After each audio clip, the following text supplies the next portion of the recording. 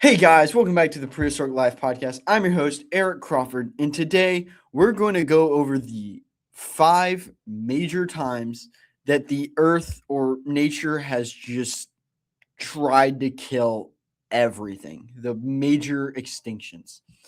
So the first one we're going to go over is the Ordovician and the Silurian extinction. Now, before we really deep dive, I want you all to know that this is not an in-depth uh, talk about each one. This is just like the cliff notes. So, Ordovician to the Silurian extinction, it happened 400 million years ago. 85% of all life died because of a storm that froze the world, putting it in an ice age. But animals survived due to the animals sinking into the abyss of the water. A massive glacial event or ice age triggered by the movement of supercontinent Gondwana over the South Pole. This caused sea levels to plummet, destroying shallow water habitats. A second pulse occurred when the glaciers melted and oxygen levels in the ocean dropped. The next one is the Devonian extinction, happening 365 million years ago. There was a sudden surge of nutrients that made plankton grow. Then they all floated to the top of the water and rotted. Then oxygen levels dropped, and there was a nasty sludge of plankton that killed off 87% of species. I mean, that's a pretty nasty um, work. This was referred to. This is what we refer to as the Alagial blooms, ALGALBLOOMS. The evolution of deep-rooted land plants caused mass amounts of nutrients to wash into the ocean, leading to eutrophication. This sucked the oxygen out of the water and made it anoxic, effectively suffocating 75 to 85% of marine species. And since most of the stuff was marine at that time, mass extinction. But before we go any further, here's a word from one of our sponsors. Huge shout out to today's sponsor, Dinosaur Trips. If you enjoy these majestic creatures I talk about here on the podcast and would like to go see them for yourself, I would heavily recommend Dinosaur Trips. Dinosaur Trips is a company created to give people a behind-the-scenes in-look on museums and dig sites, along with just having an amazing time looking at these amazing, fabulous, majestic creatures. So if you sound interested, go to www.dinosaurtrips.com and tell them Prehistoric Life sent you and get $250 off your tickets. Now, back to the show. The next one we're going to talk about is the Permian to Triassic extinction, happening 250 million years ago. In the far north of the supercontinent known as Pangaea, millions of square kilometers, a chunk the size of the U.S., was destroyed for over 100,000 years due to magma release from volcanoes, which then released noxious toxic gases that cause acid rains, killing off more life, poison the ground, which then released CO2 that is 6 times greater than what we have today, along with all of the environmental effects that of that too, which killed 90% of all species, wiping out 96% of marine life and 70% of terrestrial life. This event is known as the Great Dying. If I am not mistaken, as of right now, this is the greatest single mass extinction event ever, as far as I'm aware, other than I think maybe the Great Oxidization event, although I think that one basically just Thanos snapped everything 50%. But the Permian Triassic extinction led us into the Triassic, taking us out of the Permian. We lose a lot of species. As I said, 96% of marine life and 70% of terrestrial life. Just let that sink in. And this is literally, for lack of better words, hell on earth. This is fire and brimstone, magma, and it was just magma and lavas triggered by Siberian traps, volcanic eruptions that covered an area the size of the U.S. The resulting CO2 caused extreme global warming, and basically everything you know about global warming just basically 6 times over. And before we actually go any further, well, no. The next one we're going to talk about is the Triassic to Jurassic extinction, 210 million years ago. So massive rain monsoons with global storms basically flooding the earth that rained for 1 million years. As I said, flooding the earth.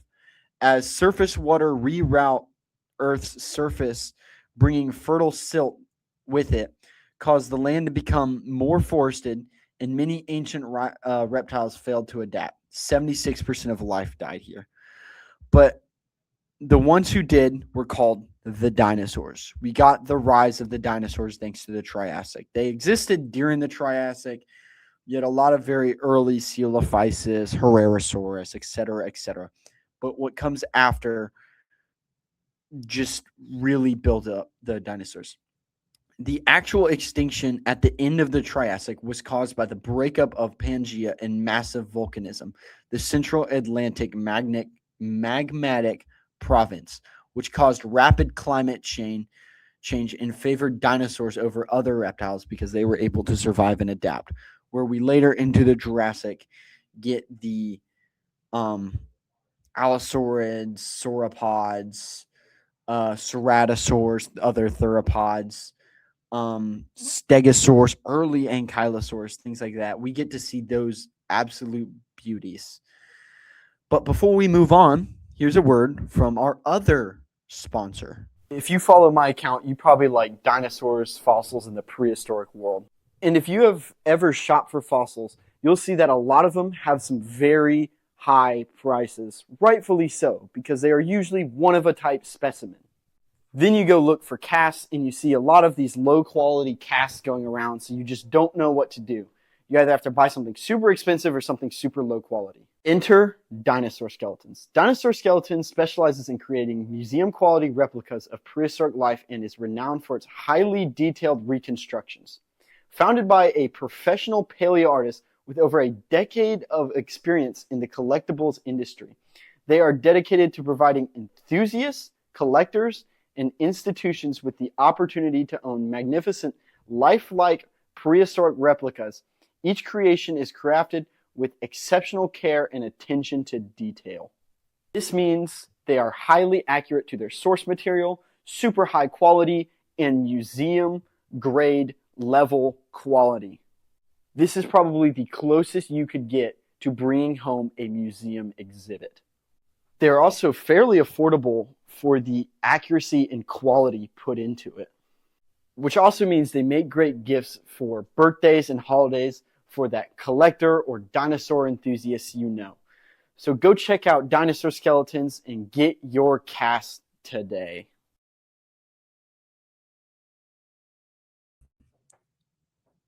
And now we're going to move on to the Cretaceous tertiary extinction, also known as the KT extinction. Happened 65 to 66 million years ago. And the most famous KT Cretaceous extinction where the asteroid slammed into the earth, sending dust and rock everywhere, covering the earth in darkness, killing 70% of life. It's the, I'm going to butcher this, Chicxulub, Chicxulub, however you pronounce that, asteroid impact in Mexico is the primary culprit.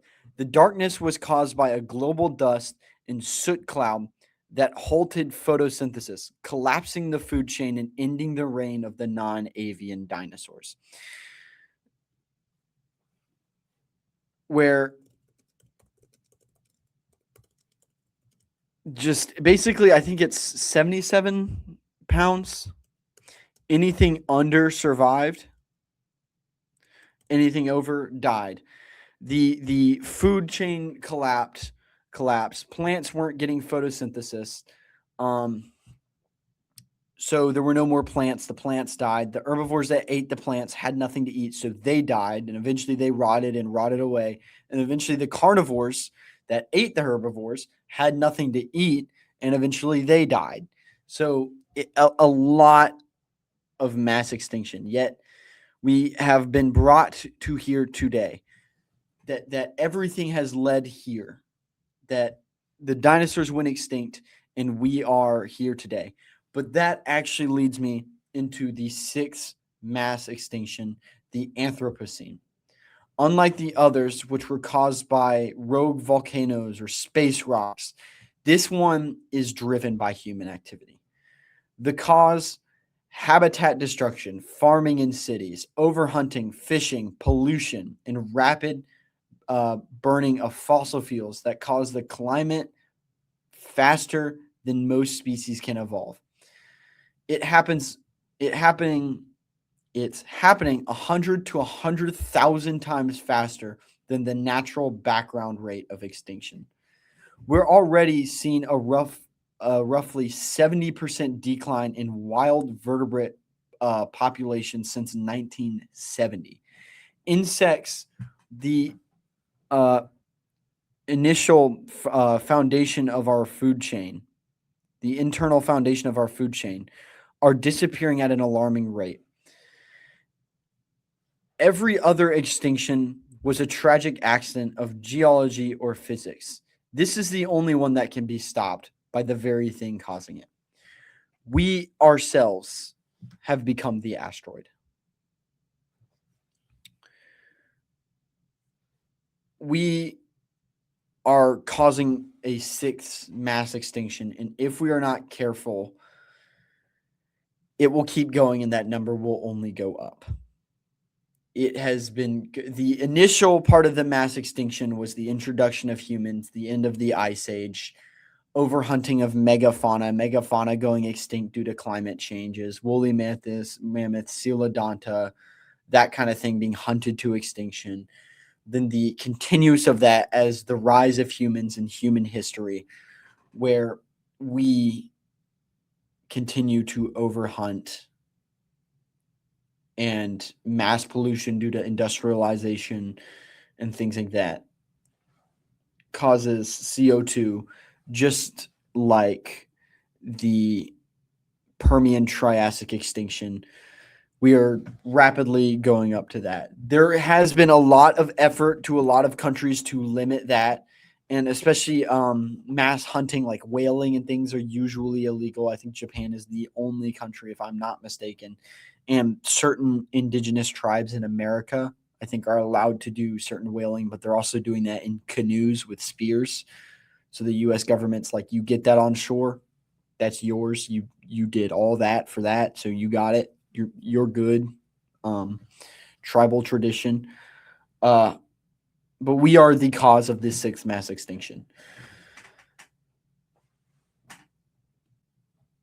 That being said, I do want to end this episode off on the message that it can be reversed, but also to remember to get your tickets to Prehistoric Live today. We have some amazing speakers that are going to come on and speak for everybody.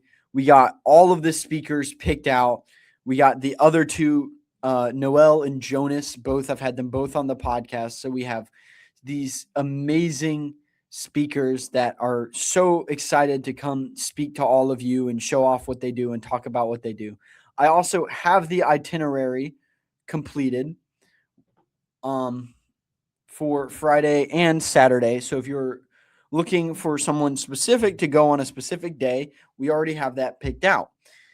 So feel free to go check that out, and shout out to all of the amazing sponsors. I'm trying to work out some cool giveaways that we can do during the podcast, or not the podcast, the live online event.